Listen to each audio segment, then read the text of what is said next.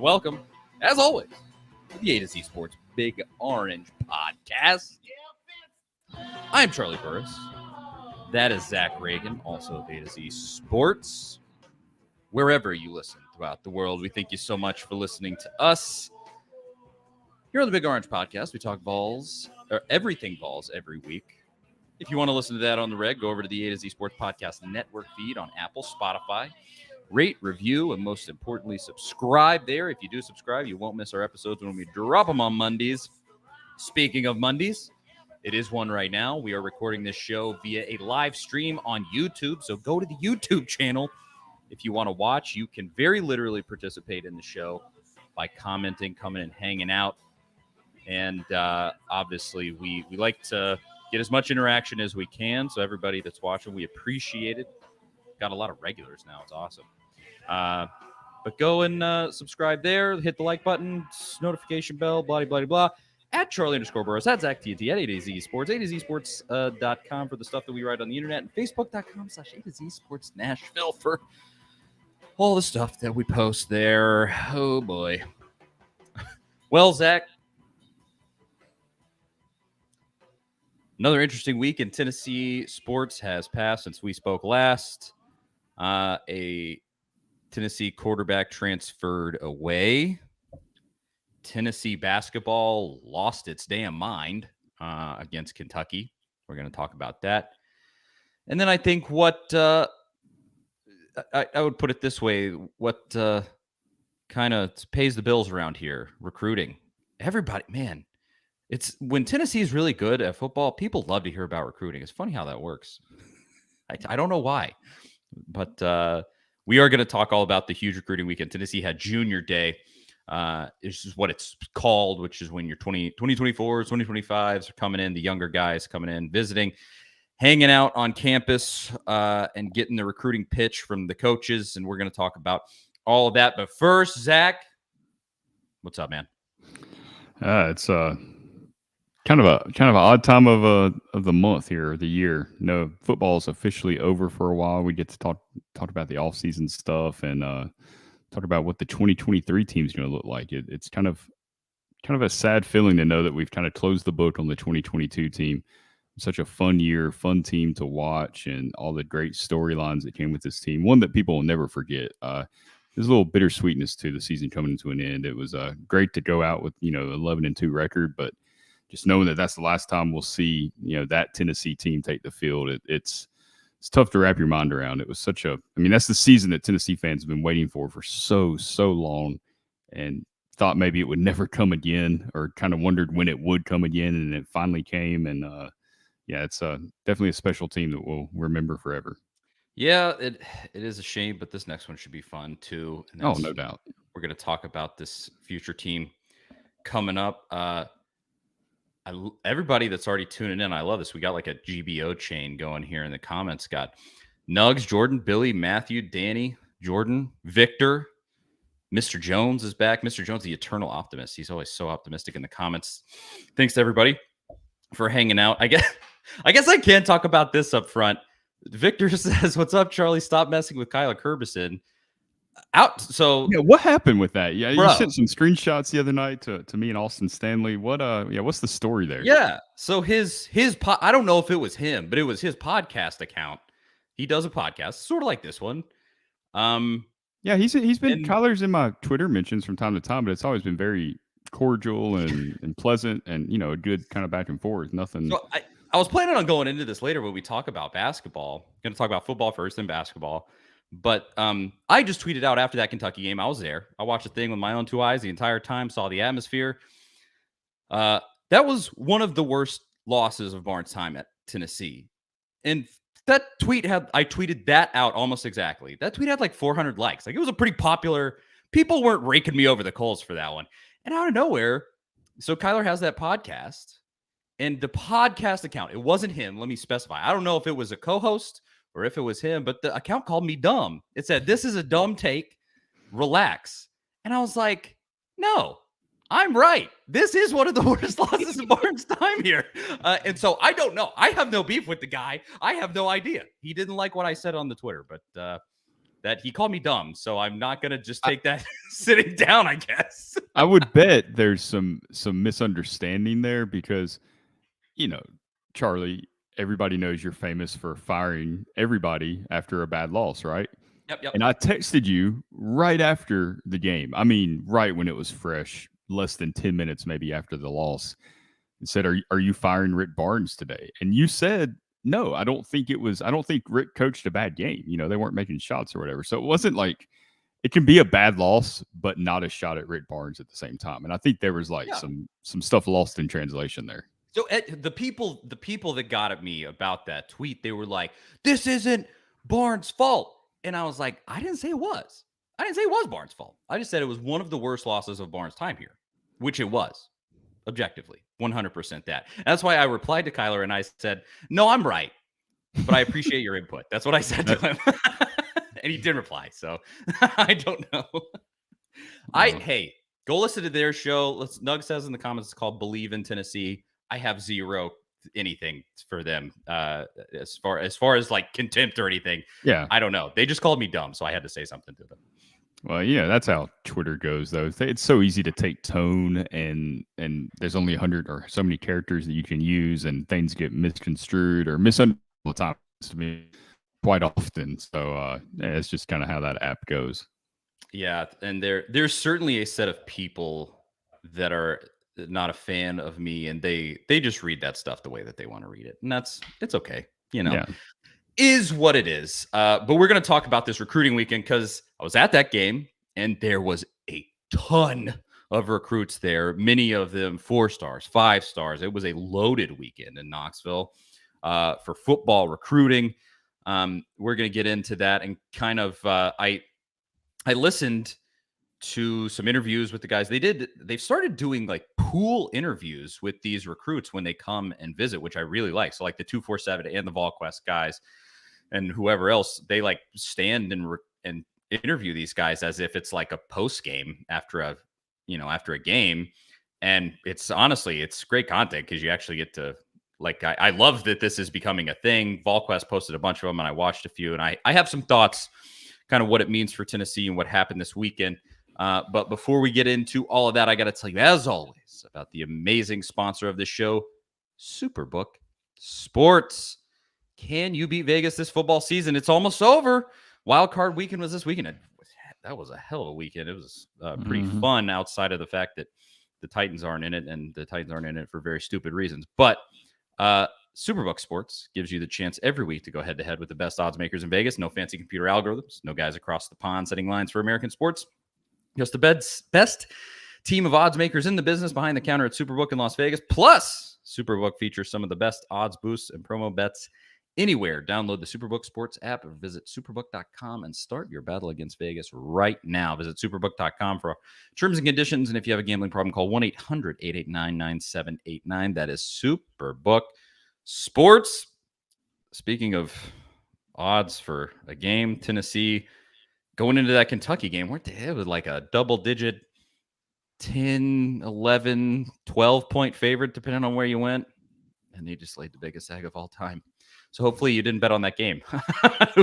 Anybody that's watching. Okay.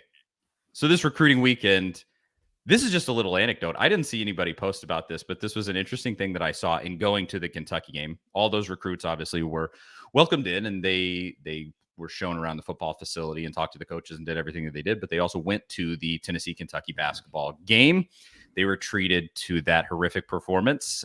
Thank you to the basketball team for that. But something interesting that I saw in the concourse that I haven't seen before, and that's not to say that this hasn't happened before, but it's something I haven't seen.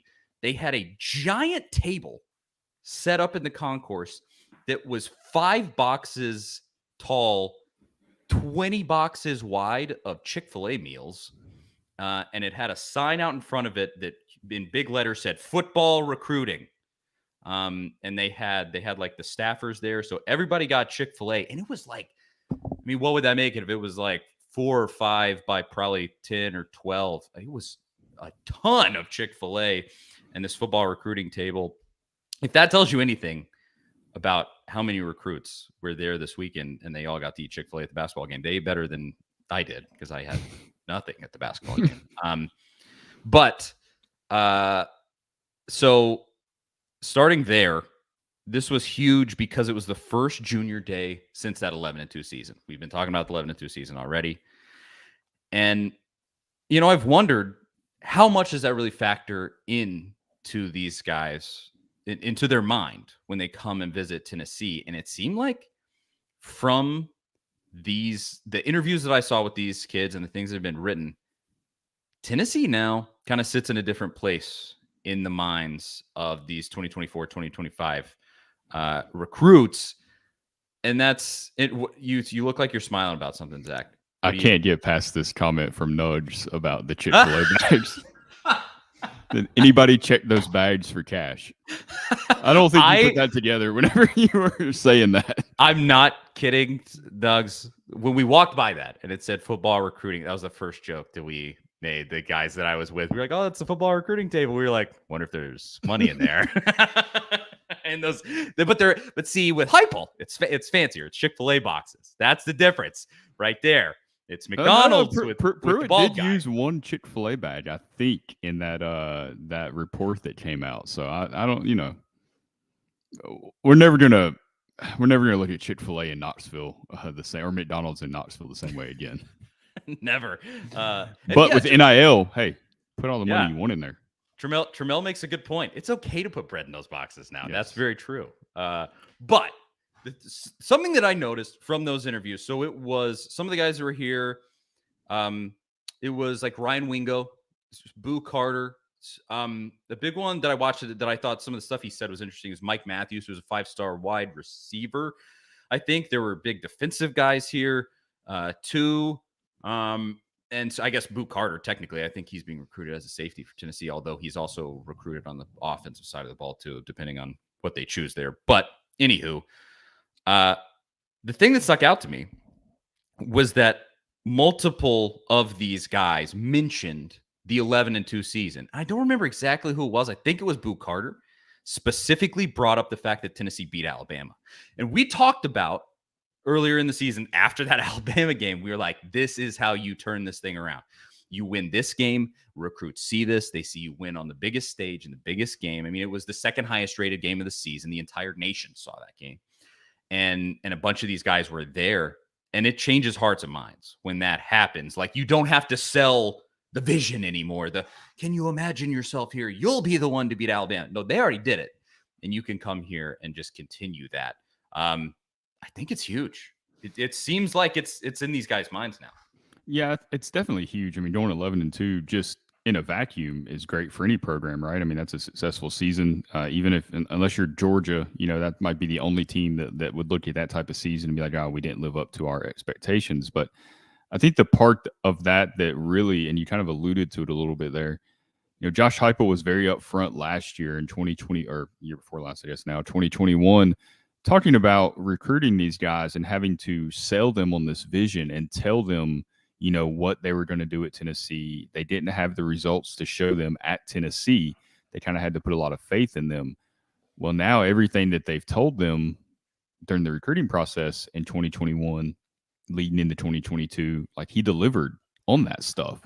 So when recruiting is all about building trust and relationships. And that was the downfall of Butch Jones. He had a lot of success early and brought in some really good, nice classes there in 2014 and 2015. And then it started kind of trending the other way because he broke that trust. Like, he made promises he couldn't keep just to land recruits. And that's just an example of Tennessee. That happens all across college football at various programs at various times. Heupel, was very confident and said, "Hey, this is what we're going to do." And he was that way with his team as well. When he made those comments about we haven't put a limit on what we can accomplish. And he did the same thing talking to these prospects. And then he went out and showed them that he was going to do it. So I think when you hear that from a coach and then you see it in action, it's not just that Tennessee went 11-2.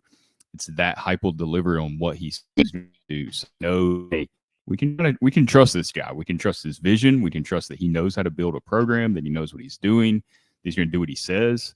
And I think that right there is just as huge as the 11-2 season. The fact that he has something that he can show them, tangible evidence of, hey, I can turn this, program that's been the SEC, it's been down for the last 15 years. I can turn it around, because he very quickly did, quicker than anyone imagined. I mean, if he'd have went 9-4 this year, we would have been like, it's improvement. Hey, you got the 9-4 a year faster than Butch Jones did or anybody else. So, he's on the right track, but he took it up a notch, going 11-2 and finishing it off the way he did against Clemson too. I think that was something that really can't be overlooked, the Clemson win, because Clemson wanted to win that game. They had like one opt-out, one guy injured that didn't play.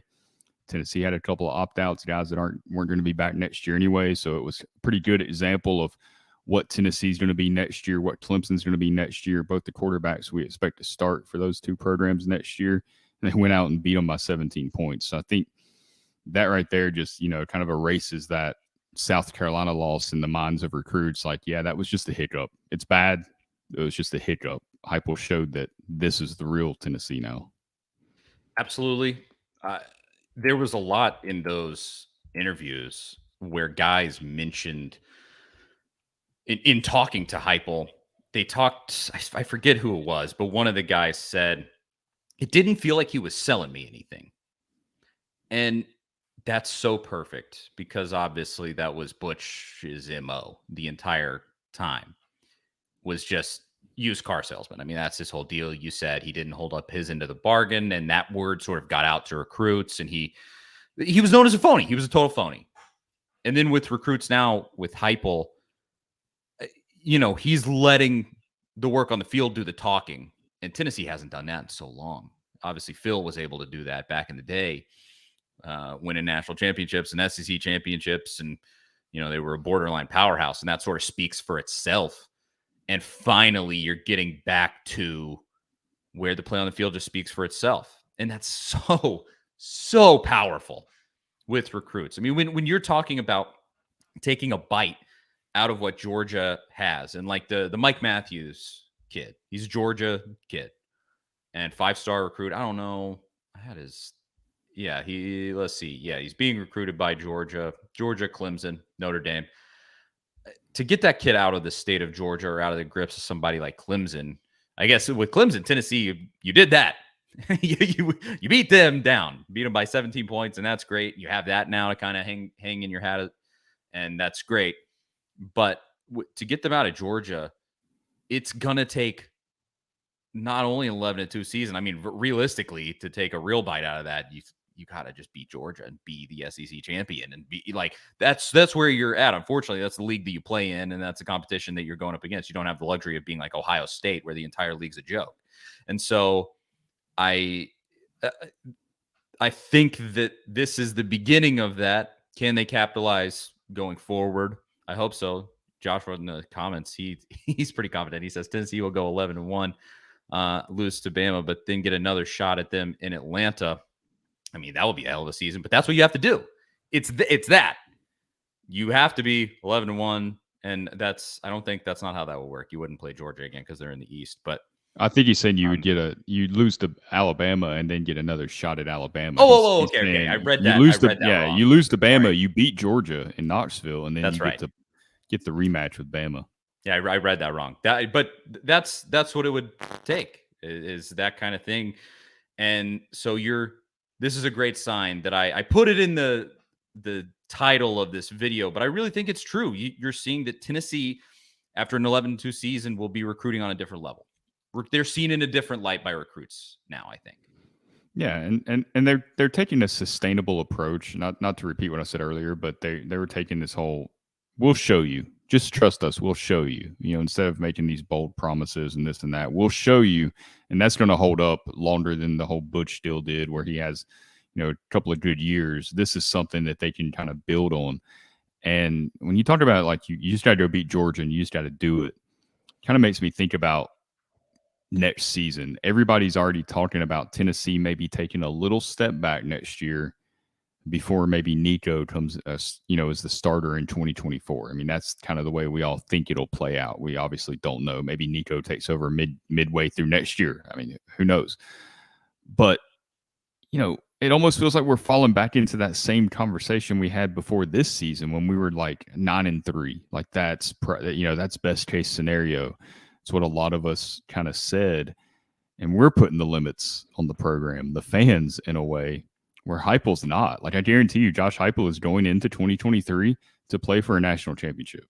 He's going with Joe Milton, the receivers that are coming back, the guys that he's added, the Oregon receiver, some of these defensive guys that they've added. They want to go beat Georgia. They want to get to Atlanta. They want to win a national championship. So, for us to say they're going to take a step back, I think there's some logic in that just because of what they're losing. But it wouldn't surprise me if they do, go 10-2, 11-1 or something next year. The schedule sets up pretty well. You got to go beat Florida and Gainesville, which is going to be a tough environment. That's going into last year, we talked about a couple of things Tennessee had to do better this year, and they improved in those areas, running with no tempo when they need to bleed clock and short yardage situations. They were so much better in those areas this year. Going into next year, they got to be better on the road. That was one thing they struggled with this year, aside from that LSU game, which was almost a Tennessee home game because there was so much orange in Baton Rouge in that stadium that afternoon. But Georgia, South Carolina, you saw some real issues there. They got some tough road games next year, too. Obviously, it's the SEC. It's every year, but you got to go to Florida in the Swamp. You got to go to Alabama. Those are teams you beat this year. Those games are going to be a little bit tougher. Florida, in theory, should be better. Alabama is going to be better. They have a really good class coming in. If they can find a quarterback, we have no idea who that's going to be for them next year at this point. If they can beat Florida on the road, Alabama game is a toss-up. You got Georgia at home, and I really feel like if that Georgia game would have been at home this year, that game probably comes down to the last couple of minutes, and Tennessee's got a chance there. So, again, in theory, Georgia should not be as dominant next season because they got to start over at quarterback as well. They're losing a lot of talent. Jalen Carter, Keely Ringo, a lot of these guys that we saw dominate all season. I think it's there for Tennessee to take. They're not going to be the favorites. We're not going to go expecting them to, go into the season expecting 12-0 and be disappointed if they don't get there. But I think after going 11-2, I think you've got to raise the expectations and say, hey, 10 wins. Like that's the goal every season from here on out. And really, that's the minimum. Like that's the floor of what you want to be. Yeah, the worst case in the worst case in the best case for where Tennessee is now is your only losses are to Alabama and Georgia. And those aren't acceptable, but they wouldn't be, out of the realm of possibility, crazy. Yeah. Well, I've always said when Tennessee is back, whatever that is supposed to mean, and I think that you can say that with some actual confidence now, not like we did in 2019 when Philip Fulmer said it after going 8-5 in the season in which they lost to Georgia State and BYU, which Tennessee's new linebacker, Peely, was on the field for that 2019 BYU game. And I went back and watched some highlights of that. Just a little quick aside. I went back and was watching some highlights of that game, and I completely forgot about the shoe throwing incident, but it wasn't, you remember that when Garantano, it wasn't Peely, thank goodness, but it was just something random there. A moment that I completely forgot about. Yeah, I did totally forget about that. That's interesting. That's absolutely true. The expectations, it's like Rick Barnes with basketball this season. They're really, really good, and Tennessee fans, like the excitement isn't over the top because this is the level they played at for years now. And so once you get to that level, that's expectation now. And that's where they're going to live going forward. And it's daunting, but also exciting. And you take it to what it is. I like Papa T and SC. He says, "What's up, Charlie?" He's a legendary caller on Swain's show. What's up, man? Glad you're in here with us. We got a ton of comments. And Billy in the comments says exactly that. 10-2, 11-1 is now the expectation. And that is what it is. And that to keep the attention of these recruits, going back to that is where you have to stay. So just another note in terms of something I saw in the recruits here before we get out of this conversation that I thought was interesting. Ryan Wingo, who is a 4-5-star wide receiver in 2024. He specifically mentioned the Bolitnikov with Jalen Hyatt in talking about, things about Tennessee that he really likes. Those things matter too. Tennessee fans, I know, and I'm one of these people. We've written those things off because screw them. If the media that vote on those things, they hate us, and we all know that. But they get noticed. When you win that Biletnikoff over Marvin Harrison Jr., and those kids see that, that's big too. So you can't. Yeah, that's why you can Can't write just totally throw it out. Yeah, you can write the Heisman off, and I get it. Like Peyton was screwed out of it. We all know that. Hendon Hooker should have been on the stage, and there's a lot of notable people that feel the exact same way. A lot of those players on that stage said it, that he should have been there. And I can understand fans being like, you know what, I'm done with it. I don't care about it, and that's fine. But it is still very important in recruiting, and that would have helped Tennessee a lot in recruiting to get Hendon Hooker up there. Not that they're going to struggle because he wasn't, but it's just another tool that you have in your belt when it comes to recruiting these guys, and something else you can throw out there. And I think the Oregon wide receiver said the same thing about the Biletnikoff, that that was one of his goals in 2023. I hope it's Squirrel White's goal too, and Ramel Keaton and Brew McCoy and anybody that's out there. I hope that they have those same goals, because that's you want guys with that type of mentality. But whenever you have somebody like Cedric Tillman or Jalen Hyatt or Velus Jones that just had not really done much in the offense, and then Heupel comes in and all of a sudden they're putting up 1,000-yard seasons. I mean, yeah, recruits are going to notice that. And then when Hyatt wins that Biletnikoff, everybody across the nation notices it, and you want to be a part of that. So it's just a combination of everything when it comes to recruiting. The on-field results, the awards, all that stuff. And I mean, Joshua says it's awesome that Nico will be leading this team when the expansion to 12 teams happened. That was another thing that Ryan Wingo actually brought up. I think he might have been led into it by a reporter's question that was there. I think somebody asked him, like, does Nico being here weigh into how you view Tennessee? And he was like, absolutely. You want to have a guy up there that's going to be able to get you the ball. And Nico will obviously be, you assume, will be the guy when Wingo actually gets there after the 2024 class. So, that's the 12-team playoffs brought up. That really, I mentioned like 10 wins should be like the baseline every single year. I think that top 12, finishing there, that's going to be what you're shooting for every single year. And Tennessee, they finished number 6 this year with 2 losses. So if that 10-2 kind of holds up, that goes right along with that. If you go 10-2 in the SEC, you should be right there in that conversation every single year. You're going to get the benefit of the doubt because you are Tennessee. And like we've talked about before, the schedule might become more favorable here for Tennessee in the future, because really, I don't think there's anybody in the SEC that has it harder than Tennessee. Maybe Auburn, since they cross over with Georgia.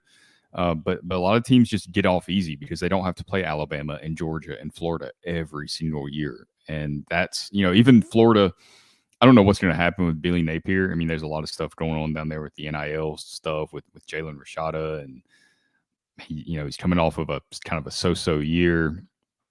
Florida fans don't seem overly thrilled with him. I'm not ready to write the guy off yet because he was pretty good at Louisiana. I think he's a decent coach, but I think he's still learning how to navigate the SEC. But that's still a game that even Napier, whoever's there, that's going to be a tough game. It's a rivalry game. It means a lot to a lot of people, and that's going to be a tough game every single year, no matter how bad or good Florida is. For sure. I did see it's another one before we get out of this conversation. I like this from Jason Kimberly Snyder. I assume that's like him and his wife, maybe. He said, how much does it matter in recruiting that our coaches can develop players in every position to play in the NFL? I asked that when Heupel hires a tight ends coach. This is a good transition into, because the next thing we were going to talk about is the tight ends coach and or lack thereof for Tennessee at the moment. I mean, I think that's massive also in terms of getting recruits. And you look at not only the Biletnikoff Award with Jalen, but the fact that he's now, a draft pick. Brew McCoy will be a draft pick. Velus Jones was a draft pick. Cedric Tillman's going to be a draft pick. Cedric Tillman didn't even play this season. He's going to be a draft pick. Or he did play, but not that much. And that's massive, but you have to get that going at other positions too, not just wide receiver. Yeah, Tennessee might be on the verge of becoming a sort of wide receiver you again, and that would be great, but football is more than just wide receivers. I think maybe, can we get, what's the award for cornerbacks. We need somebody to win that one, like Eric Berry did. The Thorpe. Jim Thorpe Yeah. Award. We need Yeah, somebody. that'd be huge. Somebody back there that would help a lot, I think. If only Alante Taylor would have came back this season, I think he would have been in the running for that because he really had a fantastic rookie year with the New Orleans Saints. I mean, what was he, a second-round pick, I think? He ended up being like a key player for that defense and really, really a standout player. Probably should have been a first-round pick. If Tennessee would have had him this year, I think a lot of things. I think Carolina, maybe Virginia plays out a little different because I think that kid was really underappreciated when he was at Tennessee. And part of that's because he spent half his career with Jeremy Pruitt, and he never really progressed in his development those first couple of years with Pruitt. And then he kind of took a big step under an offensive-minded head coach with, being coached by Willie Martinez and Tim Banks, who have been criticized. Obviously, I think they deserve a little bit of criticism for some of the past defense, but I also think that some of that's been overblown, and we've got into that before. But yeah, that would certainly be huge if you can get a defensive guy to kind of have a season like Jalen Hyatt or Hendon Hooker had on that side of the ball. That could really cause that recruiting to take off on that, which is really what Tennessee needs if they want to take the next level. I mean, look, we know their offense works. They can outrun everybody. They can run the ball against almost anybody. We know that works. The offensive line, held up really well this year. They need that on the defensive side to really take that next step. Absolutely. We'll keep tabs on the recruiting as far as that goes. Obviously, that's going to be one of the main off-season topics, especially now that after that 11-2 season, it seems like recruiting has taken a little bit of a step up. But sort of on that same note, I think this could affect recruiting, although you have a transfer tight end coming in, and who is the tight end from that class? Ethan Davis, right? I think I'm thinking right there. But you still don't have a tight ends coach, and you got to have one of those. Heupel has been busy with bowl prep, transfer portal, and this huge recruiting weekend that we were talking about. I mean, that's kind of taking precedence over all this other. And all the options that were there when we first, we've known since Golish left that this was probably going to be the path that was taken. And it turns out Joey Hosley was named offensive coordinator back in mid-December, but we kind of knew, hey, he's probably going to be promoted. Then Heupel's going to go need to get a tight ends coach. And we started talking about names, early on in this process over a month ago. All those names are still there, still available. So Heupel hasn't hurt himself by waiting on this. Yeah, I think the ones that have been tossed around were the guy from North Texas, Luttrell, who kind of ties back to Heupel, and then was it a guy at UCLA? Yeah, so Jeff Ferris. He's a Knoxville native. Right. Who played for Dave Cutcliffe at Duke, was an assistant at Duke under Cutcliffe for many years, and then Cutcliffe retired, and he immediately went to UCLA with Chip Kelly. So I don't know, if it's him wanting to get back to the East Coast and kind of his hometown. I don't know the personal situation or how much there is to that, because really it's been mostly speculation. I mean, there's been names tossed out there. I know some various reporters have kind of tossed names out there and said that they've heard various things, but I still wouldn't be surprised if it's just something out of left field came up and Heupel hired somebody, from the NFL. I threw out today that maybe if Brandon Staley, who I completely forgot was a former Tennessee assistant, if he gets fired by the Chargers, he's also got a bunch of former Tennessee assistants on his staff, one of them being his tight ends coach, who is fairly young, was a GA at Tennessee in 2015, went to Eastern Kentucky where he was under Mark Elder, Tennessee's former tight ends coach under Butch Jones. Then he went to Iowa, so he's only had like 2 years of NFL experience. If you get fired, your staff's going to get fired. Maybe he has to go back to college and get a job. If he, hey, that could be a guy that you could use on the recruiting trail because he's been around the country at various schools. He's been in the NFL, and that always plays well on the trail because, those, like you said, those guys want to get to the NFL, and he can be like, hey, I've been there. I know what you need to do to get there. So I'm not saying that he's going to be the guy by any means, but it wouldn't be a shock if something like that ended up being the hire. I certainly look at a guy now. I'm looking at him. Is it Kevin Coger?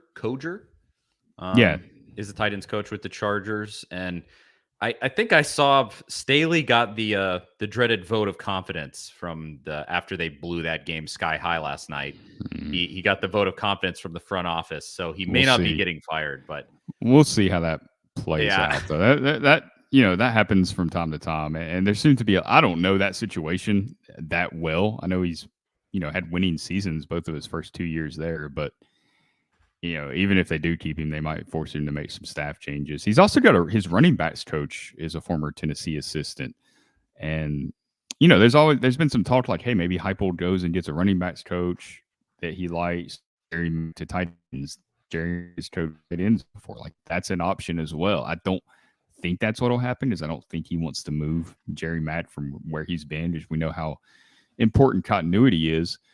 But with that running backs coach, it's Derek Foster, I think is his name. Do you have it pulled up there? By chance?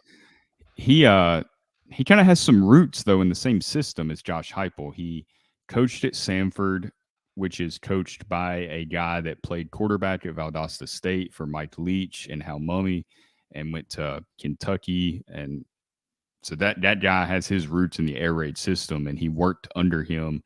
I know Heupel doesn't run the air raid, but Heupel's roots are also in the Mike Leach system. So there's some crossover there that could make sense. You got to think about that too, because I don't think Heupel's going to go get a guy from Iowa State that's in this kind of old school offense or whatever or Iowa that's in this old school offense that's completely different from what he runs. He's going to get somebody that has experience with tempo, that kind of has experience with spreading the field out and running this type of offense.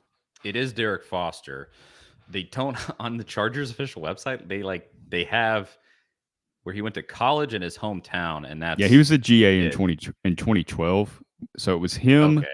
Him and Brandon Staley, the Chargers head coach, were GAs at Tennessee in 2012, and then Derek Ansley, who later came back as Tennessee's defensive coordinator under Pruitt, he was the safeties coach, I believe, in 2012 under Pruitt, and he's now the cornerbacks coach or safeties coach one with the Chargers. I mean, those two specifically, in terms of kind of in my mind, the type of dude that would fill that role, both of those dudes are right there. The guy from North Texas, even, I'm not totally sure. I think we talked about this maybe a couple weeks ago. His history doesn't lie in SEC ball. And I'm always leery of that because it's all about recruiting. Like, it's a tight ends coach. Like, Heupel's going to take care of you even if you're a lame tight ends coach. His offense is just so good. Like, it's in terms of this system, you don't have to be an amazing tight ends coach to make it work in this system, but you do have to be an amazing recruiter to make it work in this system. Well, then what about Mr. Jones' suggestion here, Todd Downing? How would you feel about that since he has these ties to the state of Tennessee? Dang it, Mr. Jones. Hard pass on Todd there. But in terms of what I'm thinking, like this, the tight ends coach there, Codger, he doesn't have an SEC background, but he played at Michigan, and so he knows big time college football. And we had 1 year at C. That's true. That is true. So he does know that much and would probably know Knoxville a little bit, which is good. But in terms of somebody who's going to be young and hungry on the recruiting trail, because it's just such a specific skill set in a way, you have to be that dude who will show, like, think about the function that they serve. A lot of those guys, you have to go to a kid's high school and just show up, track them down, talk to them, create a relationship, and not be awkward, not be weird, weird. I mean, put them at ease. There has to be a bit of salesman there. You have to stand out among all the other coaches that are coming to see them. It's a really odd thing. And so, I don't know if this is Heupel's criteria. I'm sure it's part of the criteria, I would think. I think he probably is looking for a guy who can be a good tight ends coach, but and not just a recruiter. But that's just such a big part of it, and it's a weird thing. And like guys from the NFL, you always wonder, like, are they in the NFL because they don't want to do any of that? that is a factor a decent amount of the time, where just the recruiting thing is just too much. They don't like it. They don't want to go to a high school and talk to a high school kid, and that's part of their job. And I cannot blame you at all. That's the way that college football goes. So I'm very fascinated to see who ends up in this position. The options are interesting. These are some interesting names that you brought up, Zach, and some cool connections with these guys. Who knows exactly where they go? I haven't seen anywhere where anybody has a real feel for this almost at all. Well, I think it's because Heupel hasn't really put much effort. Or not, I don't want to say put much effort. He just hasn't put his attention on making this hire yet because he's had other stuff that's a little more important. This isn't as time sensitive. And there's also the chance that he promotes from within, which I know is not a popular answer, but he did it with Kelsey Pope, and that worked out pretty well. I mean, Jalen Hyatt had a tremendous season. And Kelsey Pope, from the people that, I've heard, you've seen the comments from recruits, but I've also heard that he has a reputation in that facility as a tenacious recruiter, a guy that is really gets after it. He's well liked. He connects well. Everything that you were saying there, basically, that you have to do, he had those qualities. And you got to think that that was a big part of why Heupel promoted him, not just because he thought he could teach tight ends and not just because, or wide receivers, and not just because of the continuity, but because he believed he could recruit. And so far, we've seen that he can. Definitely. Jason Witten's name has been brought up a ton. And Mr. Jones, I think we both try to put it up at the same time. So his name's been brought up a ton for this because he's the high school coach down in Texas. He almost became the high school coach at Lipscomb Academy last month to replace Trent Dilfer, who went to UAB.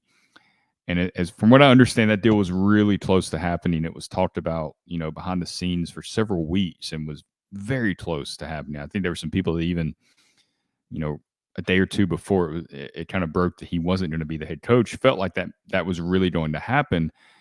From what I understand or can gather, it seemed like he doesn't want necessarily to move his family from Texas at this time. I don't know if he would reconsider that for a spot on Tennessee's staff. And I don't know if that's, I don't know if it's the right move or not. Like, that's something that Heupel would have to decide through conversations with Jason Witten.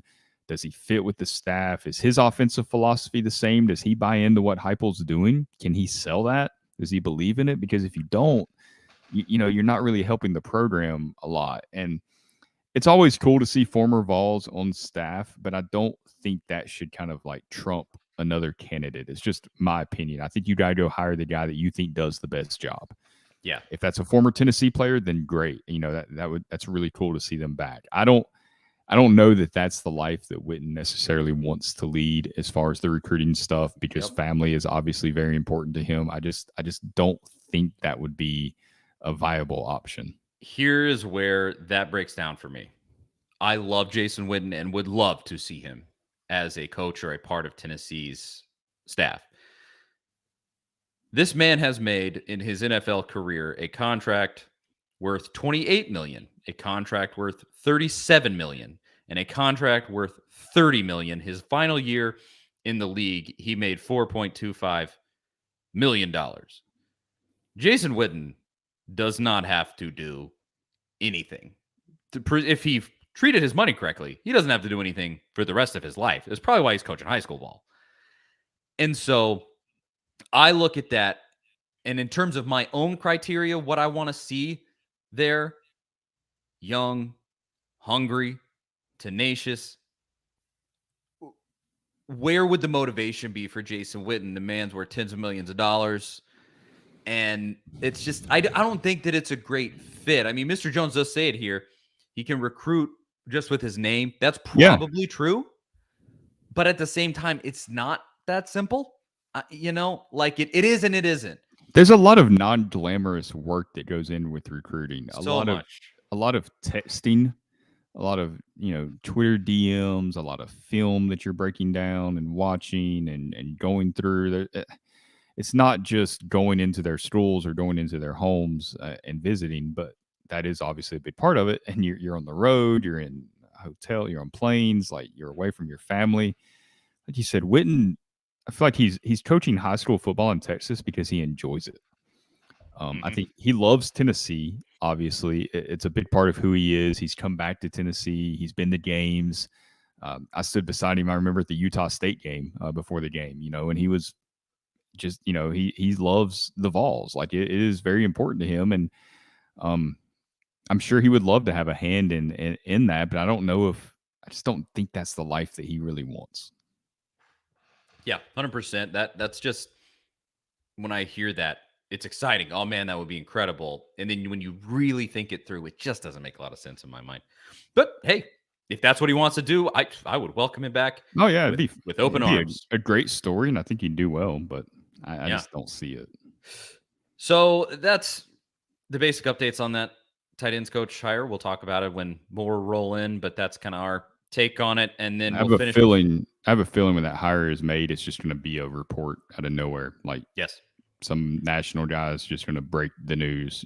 Pete Thamel from ESPN breaks a lot of that stuff because of his connections with agents, and I think that'll be how it goes. Yeah, I do too. It'll just be like a random Wednesday, and that's going to drop out of the sky, I think. So we'll talk about it when that happens.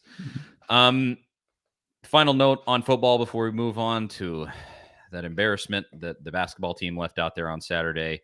Taven Jackson, your backup quarterback, transfers to Indiana.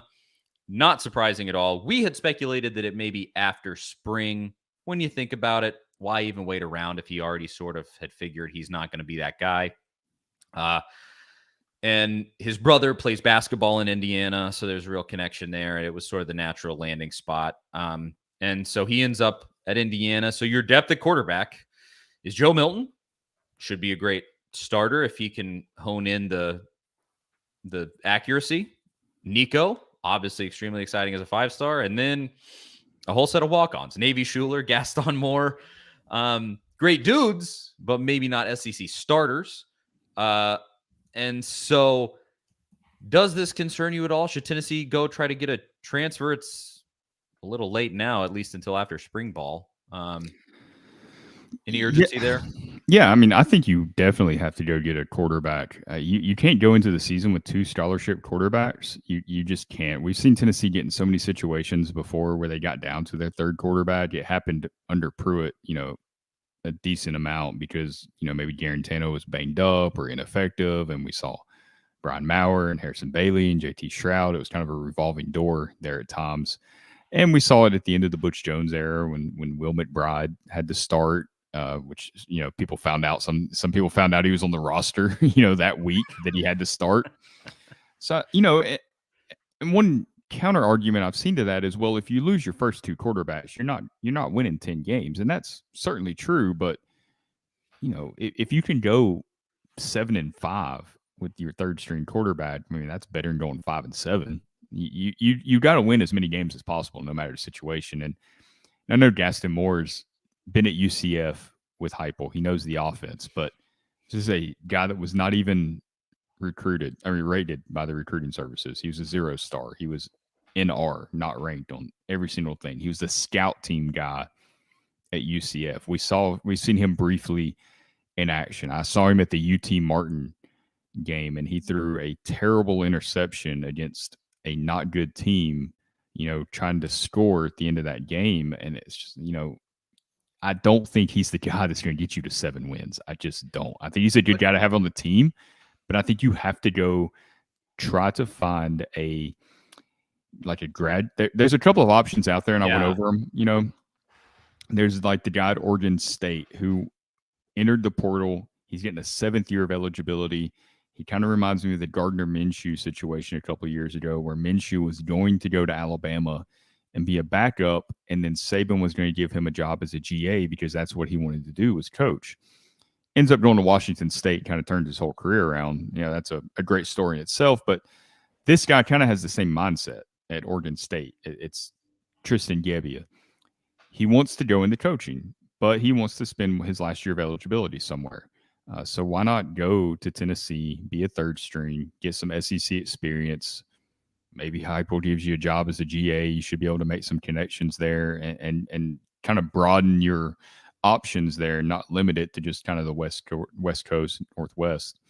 You got to go find somebody like that, I think. Somebody that's okay with playing that role. There's a guy at UAB that is a Maryville native that's probably not going to be a professional football player. Maybe he would be okay with coming back to Tennessee to serve as a. But there you go. That's it's gonna have to be somebody like that. I think his name's Hopkins, Dylan Hopkins, something like that. It's got to be that, and that's a really hard thing to do, to go in the portal and find somebody that wants to come and be a backup. Yeah. But it's good enough to run the offense and move the ball down the field. Like, that is a very difficult thing to find. So it'll be challenging. I don't know if Tennessee will be able to do it, but I do think they should try. It's a very niche thing, because you're exactly right. You just can't go in with a walk-on as your third string, because they're not going to be Stetson Bennett. I mean, that's such a total random, like, yeah. That and Stetson Bennett's story anyway. Like, he was a walk-on, and then he transferred, and then he came back to Georgia as not a walk-on. So exactly. The whole walk-on story is not exactly 100% accurate, because this version is scholarship version Stetson Bennett, not walk-on version. You've been deceived as far as that goes.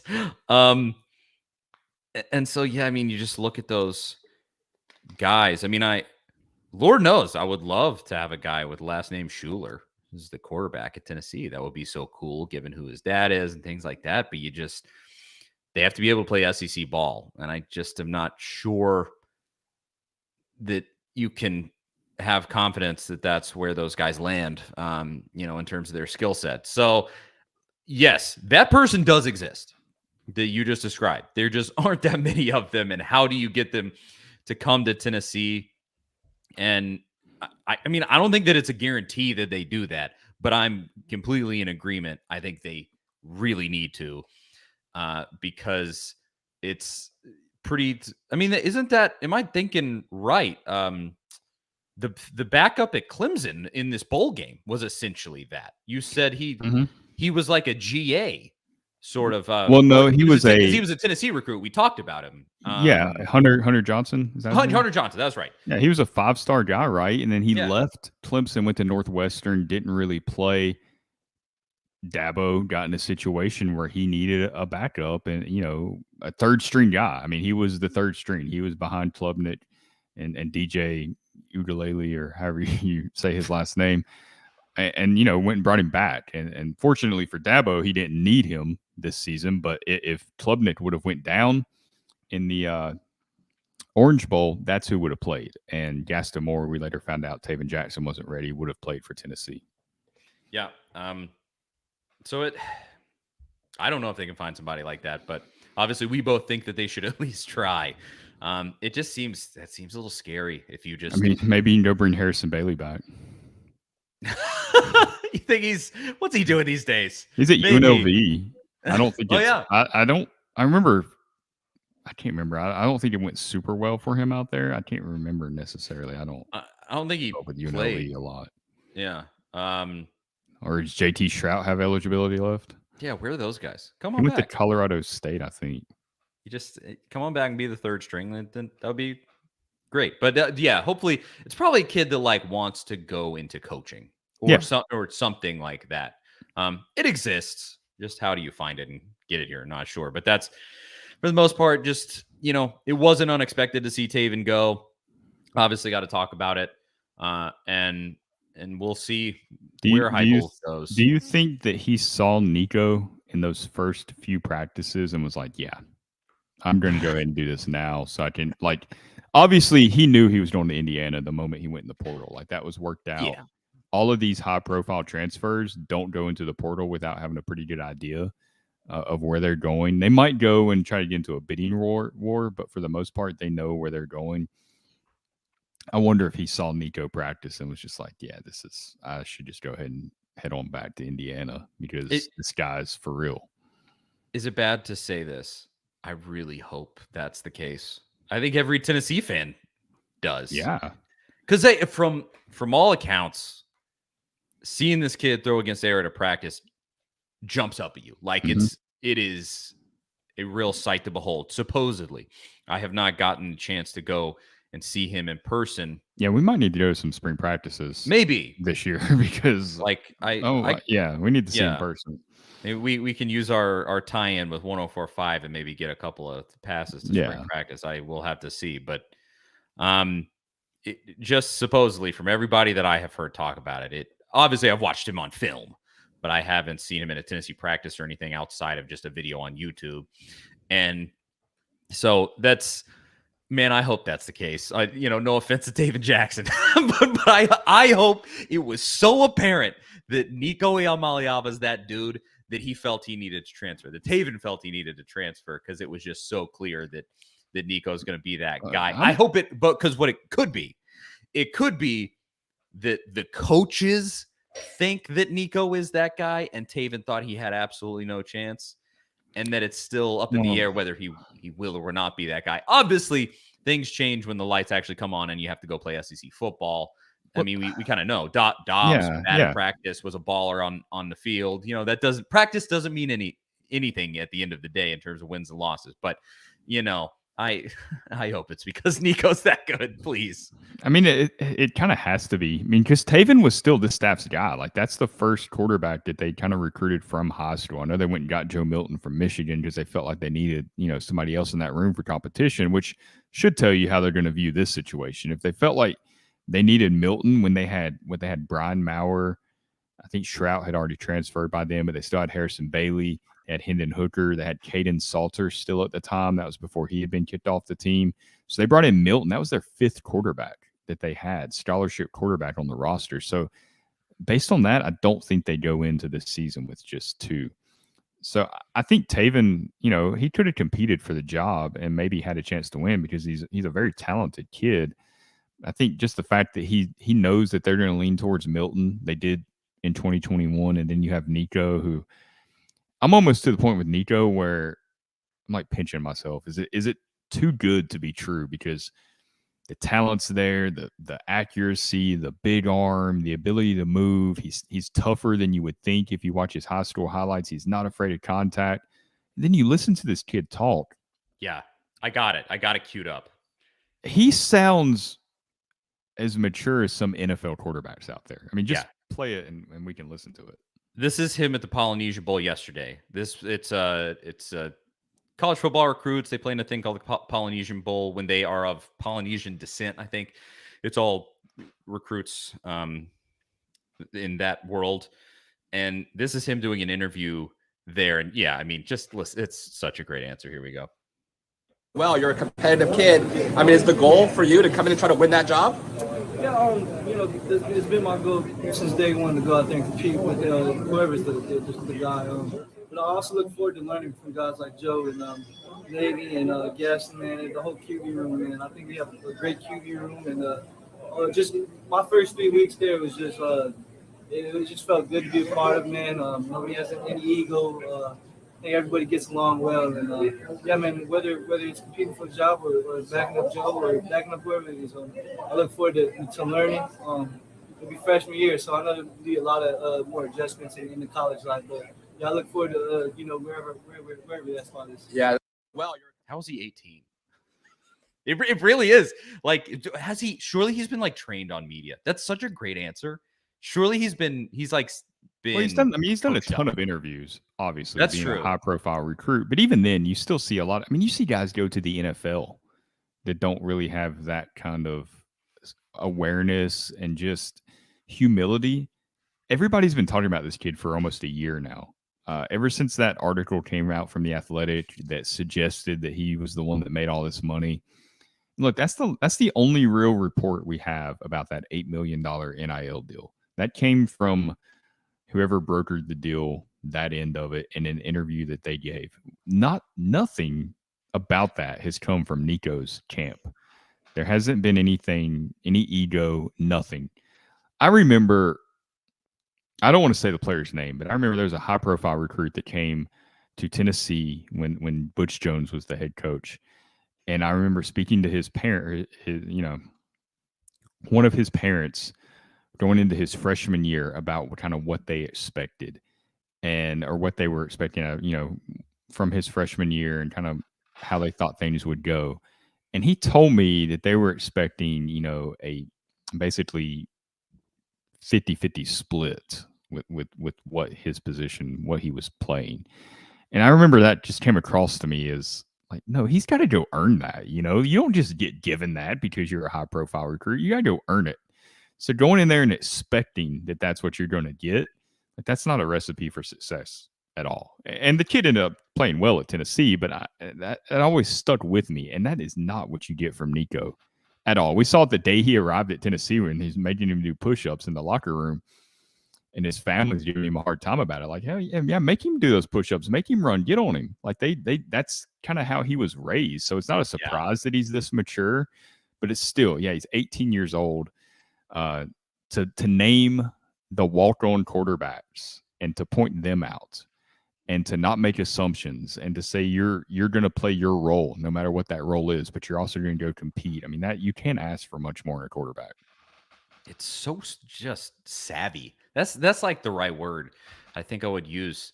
Specifically him pointing out Navy and Gaston. Like, he mentions them like as in, he's going to learn from them. I mean, obviously all of the assumptions are he will play and that they will be the walk-ons. And we know that, that's how this works.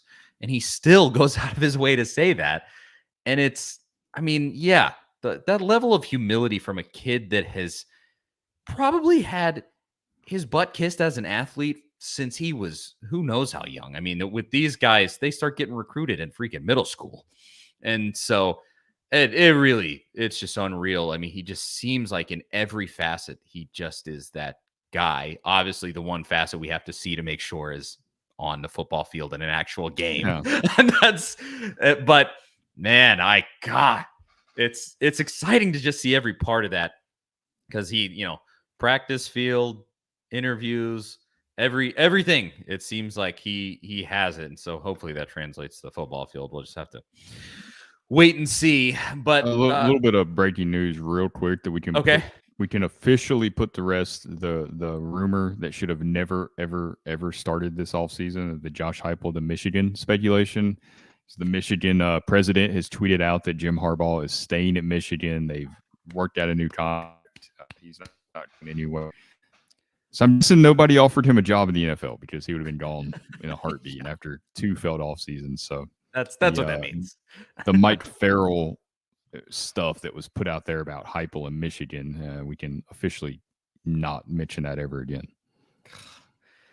Yeah, we can just put that behind us.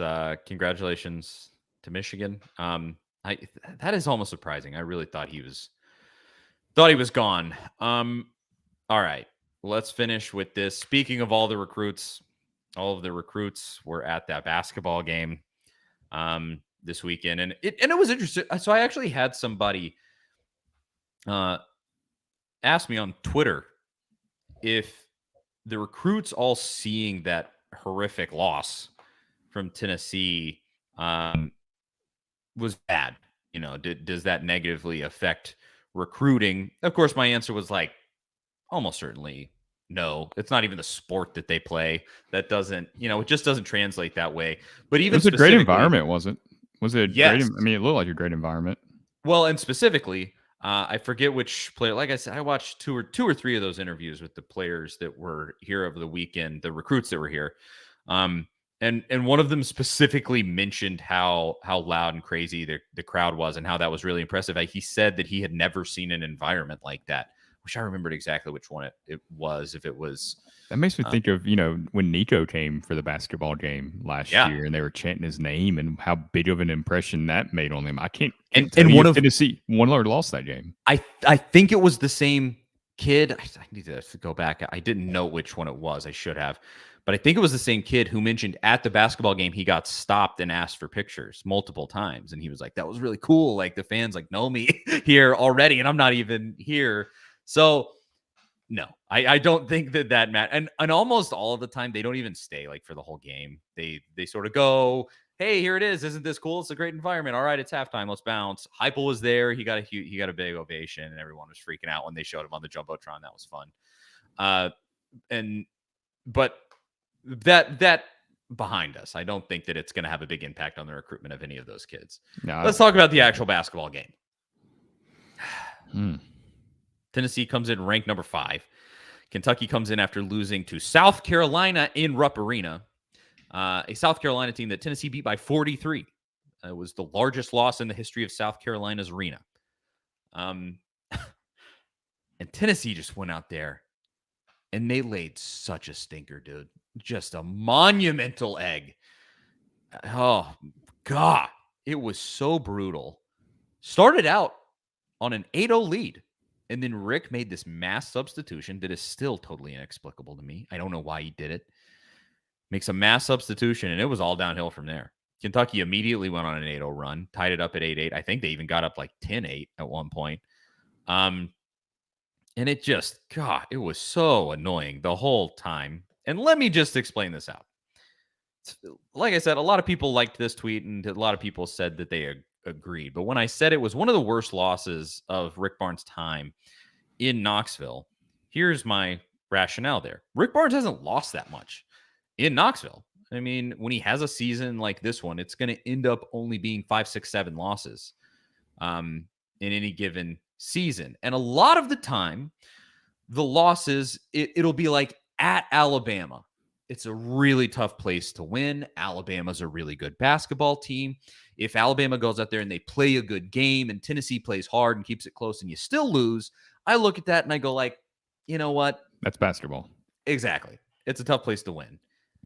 This was an absolutely reeling Kentucky team, and a Kentucky team that you should be getting up for this game every single time you play it. I mean, it's Tennessee's biggest rival in basketball, period. Again, I always say Kentucky fans would never admit that, but that's the absolute truth. And they know it. They know it in their heart. That's the case. Like Tennessee just has their number. The victory laps that they were doing after that win kind of proves it.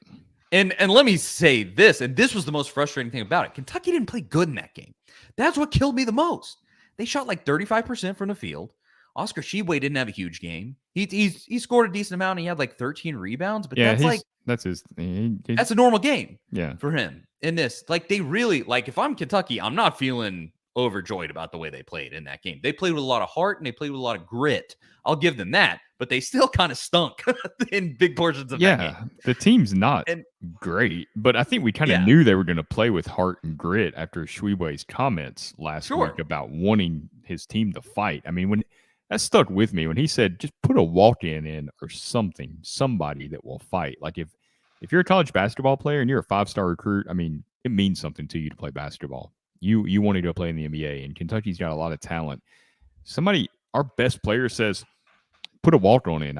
Anybody. Like, if that doesn't get your attention, what will? So I had a feeling it was either going to be Tennessee blows them out by 40, like they did South Carolina, and it's just an embarrassing loss for Kentucky, or Kentucky gets their act together and plays like they have some heart, and that's the way it went. Yeah, I would say I expected Kentucky to come in with some fire. It's the Tennessee game at Tennessee, and you're coming off one of the worst losses of the Cal era at Kentucky, if not the worst ever. I mean, that South Carolina team is horrendous. And they come into this game, and I expected fight from Kentucky. And I'll go back to what I just said about, like, if you go to Alabama and you lose, I'm not shedding a bunch of tears over that. But Kentucky played a game where Tennessee should have beat them by 15. I mean, it just wasn't over the top good. Tennessee had to play so poorly to lose this game, and in such an egregious way that it was hard to wrap my mind around. They shot 14% from 3. That's so bad. Missed 5 wide open layups. It might have been more layups than just that, but 5 wide open ones that I recall off my head. And right there, you make those 5. You lost by 8, if I'm thinking correctly. You win. 5 layups is 10 points. 7. If you make lost by 7, so yeah. Lost by 7, yeah. So you win by 3, worst case scenario, if you just make your layups. The threes weren't falling, which in a lot of games is kind of to be expected. Well, then you look inside and you go to Olivier Kamwa. Was awful in this game. The lack of pride in rebounding in this game. They got out rebounded by 20. And this Tennessee team came into this game leading the SEC in rebound margin. They were the number 1 team in the league in rebound margin. And they stunk it up on the boards and just let Kentucky get anything they wanted. They had so many offensive rebounds, so many second chances, all these things. Like, Tennessee just had to play so poorly. Going out and playing bad in any given game in a college basketball season is not unexpected. It happens to everybody multiple times a year. This was a true just vomiting on themselves. Like nobody showed up except for Euros Plastic, but even Euros Plastic didn't show up on the boards. Scored 19 points, but only got 3 rebounds. I love that Eurosh had that big game, and I wish that it could have come in a win so that we could have celebrated it for what it was. But God almighty, it was so bad. And that is all why I call it one of the worst losses of the Rick Barnes era at Tennessee, because it was unbelievably egregious. I'm not throwing the season out. Tennessee is still one of the best teams in America, period. Rick Barnes is still a solid basketball coach, even though he made some very questionable substituting decisions in that game. But that game was above and beyond bad. I'm like, it felt similar to that South Carolina game in football. It did, where you just went, how are we even doing this? How is it like this? Like, it just was, whoo. And so hopefully that helps folks that thought that I was being hyperbolic. I 100% believe I was not being hyperbolic at all. I think it was just really terrible. It was a terrible game. Yeah, it's funny you bring up the South Carolina loss, because I texted you in that game, and I was like, man, this feels like the South Carolina game or something, and you're like, yeah, it's fine, we're going to win this game. I was like, yeah, that's what you said during the South Carolina football game, and it felt like a game. Tennessee's going to get it together. It did this game. So to that point, did. I mean, in the second half, Tennessee's down at the half, and it was just gross. And I was just like, just go and yell at them in the locker room and get their heads straight, and they'll still pull this out. We're in Thompson Bowling Arena. It's okay. And then they come out and they get a lead back. They got a 2-point lead, and this play stuck out to me in a big way. So I'm glad that you said that, because I meant to mention it and I didn't. They get a 2-point lead. They go down and they make a stop, and you go, all right, here we go. This is the start. They're going to start. This is going to be the beginning of a nice run, and then they get a 10-point lead, and then that's the end of the game, and then you shrug it off. You say, it was a bad performance, but hey, we still got the win, and then you move on with your life. That's what I thought was about to happen. They go down, and Santiago Vescovi puts up this ill-advised 3. He was trying, the energy was really building up. He wanted to take the top off the place. Mm-hmm. He wanted Thompson Bowling to explode, and so he put up they had numbers, and he put up this 3-pointer that bricked, and everybody was like, oh, and it just I hate transition threes. I mean, when they fall out of the place. When they fall, it is incredible, but I'm kind of risk adverse, so take the sure points. To me, the sequence that I felt like lost the game also involved Vescovi, and he missed the front end of that 1-and-1, and then they go down. Toppin gets fouled, and he makes the first one, misses the second one, and Kentucky gets the rebound, puts it back. You go probably be down 53-52 to 56-50 with, 3 minutes to go in the game. Like, that was such a pivotal point in the game to me that was very, very frustrating. Huge swing. I mean, Mr. Jones says it here. Speaking of free throws, 10 free throws for Tennessee to 25 for Kentucky. And Kentucky, I think, went like 23 for 25. Like, they really were good from the line. And just really they came in, and they didn't play bad. They didn't play great. They played like a pretty decent basketball game, I think. Well, 63 points is not playing great by any means. Yeah, no. Yeah. Like Tennessee's defense held them down more than enough to win this game. Like I said, Kentucky played at a level where Tennessee, near the top end of its ability, beats them by 15. And Tennessee played pretty decent defense the whole time. Kentucky never had any of these huge runs or anything spectacular. You just couldn't score the basketball. And it was hard to watch. I mean, like Zakai Ziegler played terrible. Adu was getting pushed around. That was tough to watch. He was getting pushed around and getting taken totally out of position for rebounds. That was hard to watch. And like I said, Eurosh, as good as he was on the offensive end, he just didn't show up rebounding a basketball on the other end. They played good defense. But I mean, on the offensive side, I went back and looked. Kentucky was ranked 65th in adjusted defense on KenPom. Tennessee's number 1. Tennessee is, even after that game, I believe Tennessee is still number 1. But Kentucky came in 65th, and you could only put up, 50 some odd points. I mean, it just brutal. Like, what the hell, man? Like, it really was just bad. Now, I say all of that it really is just an explainer for why I said what I said, and it was kind of controversial. That, that tweet people didn't love. A lot of people agreed, and then some other people didn't like it, like Kyler Kurbison, apparently. He called me dumb. That was fun. But where does this leave us going forward? There were definitely some people that were like, "Oh, the wheels are falling off. Rick's already in March form." Blah blah blah blah. You're not going to get that out of me. It is basketball. Sometimes you go out there and you just really stink it up, and it happens sometimes. But what I want to see really is for them to take this and actually have it kind of turn a light on and go like, "Hey, we don't have a go-to scorer. Who is that person?" Specifically, I mean, I want to see it with the young guys, because like, you're just not getting, with how deep this team is, you're not getting the contribution that you need from people beyond the stars, and even some of the stars. Like in that game, like Josiah Jordan-James was just, I mean, he put up a bunch of threes, missed most of them. Like, it just, so do they take that and go like, we have to find that guy, we have to find this offense, we have to figure this out, and it's like a wake-up call? I hope so. I hope that's the case.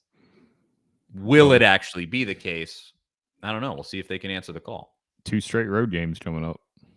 Yeah, and not easy ones. I mean, you beat Mississippi State by 40 the other night, but this is in Starkville. Mississippi State is not a bad team per se.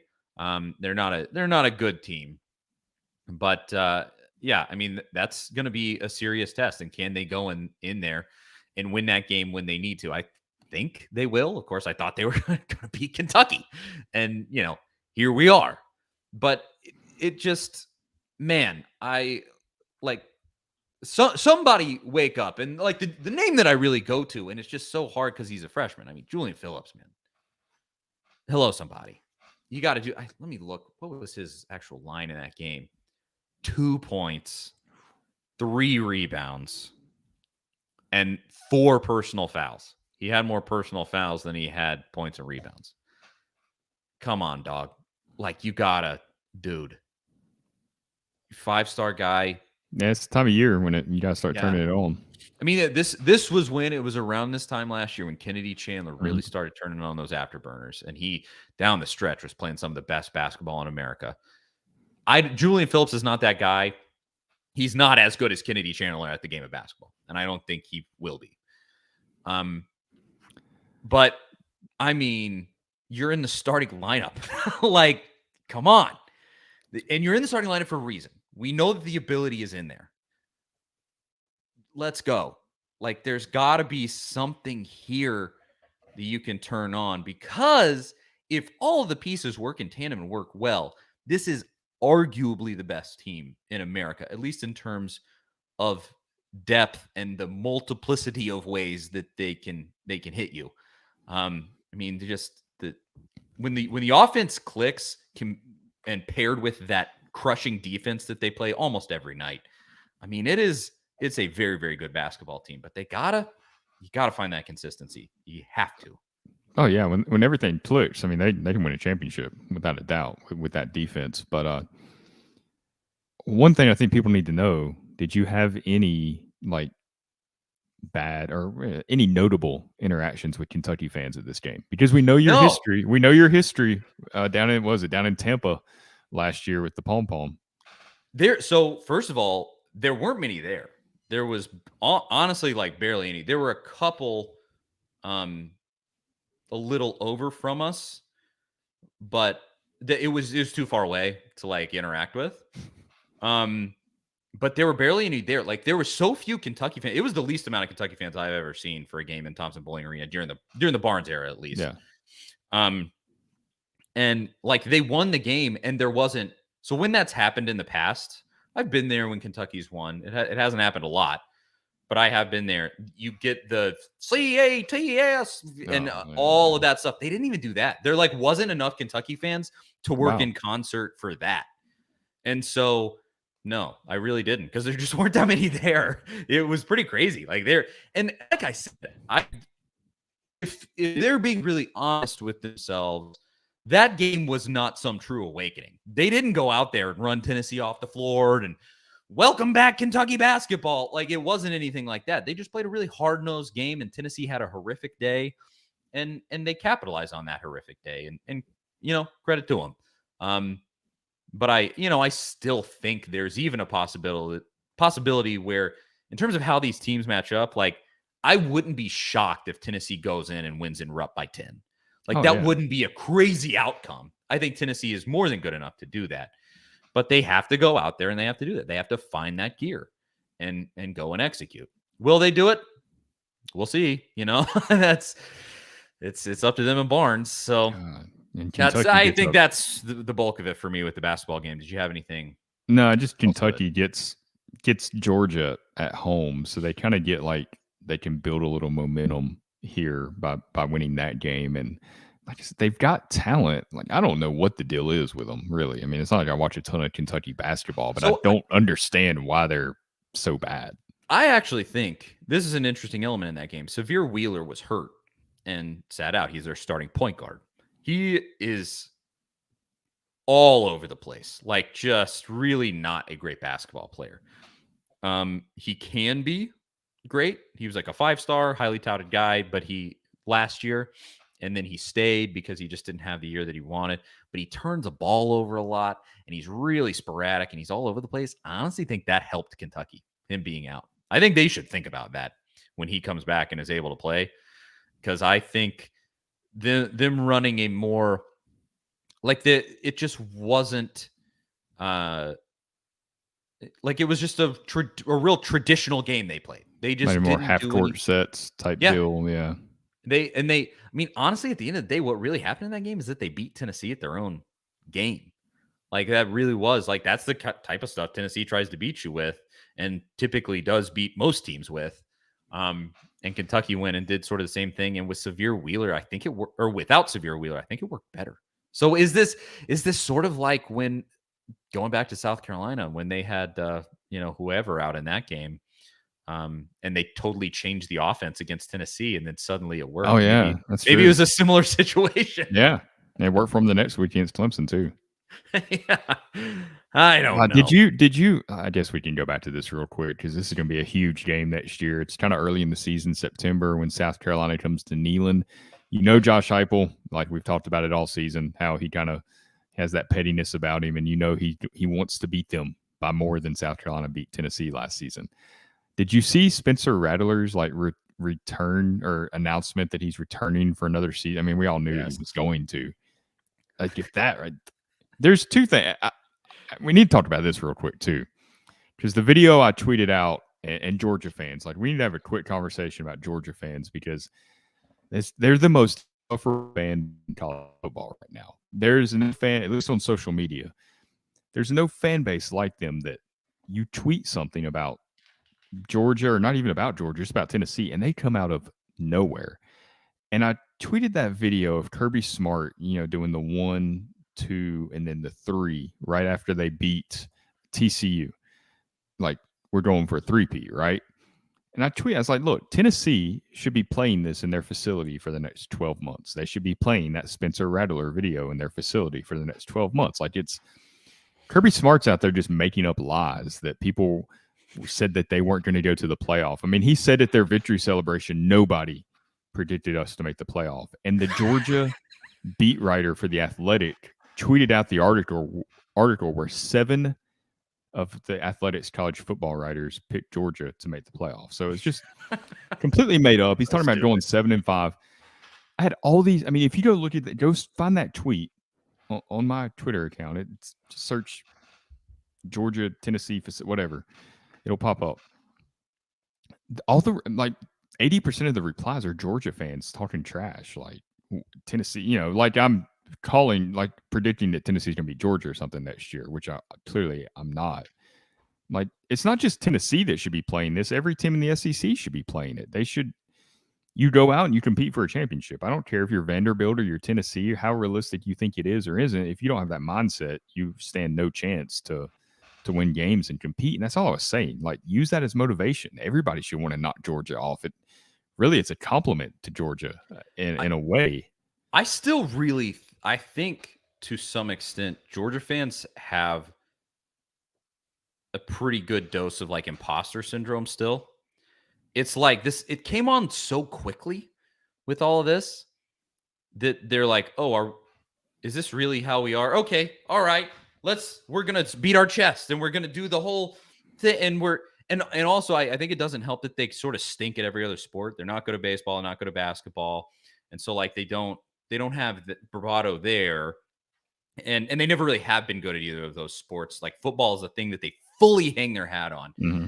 And so it's almost like, and they were just so mediocre for so long that it almost feels like they like don't know how to have pride. I guess I don't know if that's the exact way to say it. Like, but nobody's taking shots at Georgia. The only thing, and I haven't even really said, like, after they beat really into this year, I don't think I've said it much at all. I did last year at times.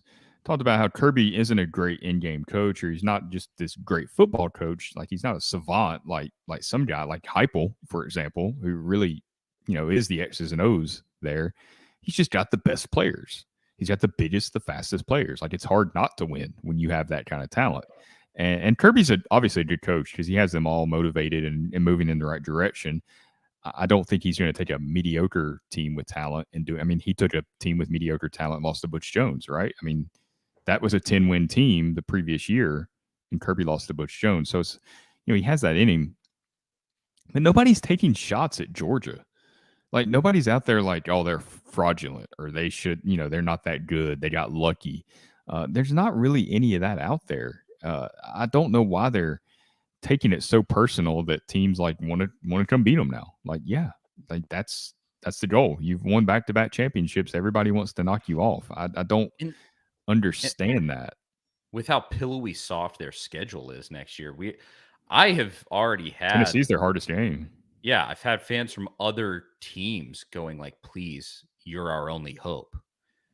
Like, you have to beat them because you're the only team. Yeah. That until the SEC championship game where it might be Alabama or something like that. Like, Tennessee is it in terms of who could possibly beat them next year. And yeah, like, I don't know. Like, you can even have a lot of different ways, but it's just their fan base. You can't even have like reasonable conversations with them. They're like, I imagine these conversations would be completely different in person. Like, you'd have a nice football conversation about what works, what doesn't work, just like normal people do. But on social media, it's just like they're just coming at you, just screaming, yelling for no reason. They don't even know what they're yelling about, what they're pissed off about. Like, there's nothing here that's a slight against Georgia. Just stop. Just enjoy your win and move on. I have cordial interactions with almost every other fan base, at least a couple of people. Yeah. Kentucky, Alabama, Vandy. There's a couple out there, in all of those. But Georgia, man, they are just if solid, amicable Georgia fans exist on social media, I haven't seen them. Genuinely, I don't know, none that I think of off the top of my head out of people that I interact with on Twitter, but I do know a couple in actual real life who are I know Georgia fans in real life. I have some it's close weird. Friends that are Georgia fans, and they're great. They're just like, and that's the whole thing with social media, of course, but it is noticeable with them at this point. Yeah, I don't know. Get it together, Georgia fans. But that, Lord knows, that falls on deaf ears. All right. I'm Charlie Burris.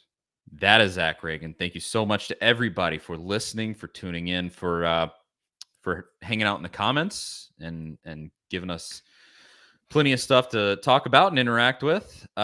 We really, really appreciate you tuning in every week. So many, we're getting more and more sort of loyal people tuning in every week. It's awesome. We really appreciate it. I want you to know that. I'm going to try to go this week and not have an apparent beef with another Tennessee podcaster. I didn't mean to. I'm sorry to everyone involved. I'll do my best to not get involved in that again, but I think that's it. YouTube, subscribe there, follow us on the social medias. If you're here, you know where to. I mean, you're here. You know where to find this stuff.